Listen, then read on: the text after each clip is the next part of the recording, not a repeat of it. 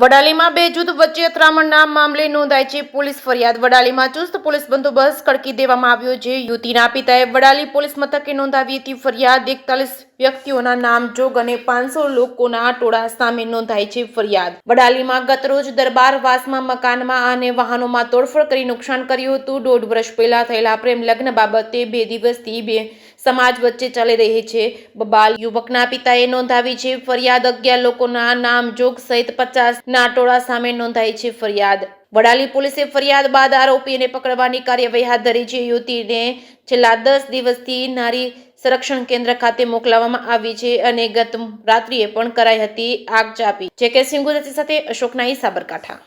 ગઈકાલે રવિવારના રોજ બે કુટુંબ વચ્ચે વડાલી ટાઉનમાં પથ્થરમારાનો બનાવ બનેલો હતો।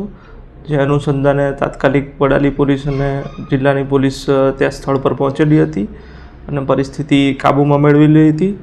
ત્યારબાદ એક પક્ષે હાલ ગઈકાલે મોડી રાત્રે ફરિયાદ નોંધાવેલ છે અને જેમાં ભારતીય ન્યાય સંહિતાની વિવિધ કલમો હેઠળ ફરિયાદ નોંધવામાં આવેલ છે અને હાલ આ જે ફરિયાદ છે એની તપાસ Vadali police inspector D.R. Paderiya નાઓ ચલાવી રહેલ છે। કેટલા વિરુદ્ધમાં ફરિયાદ નોંધવામાં આવી છે?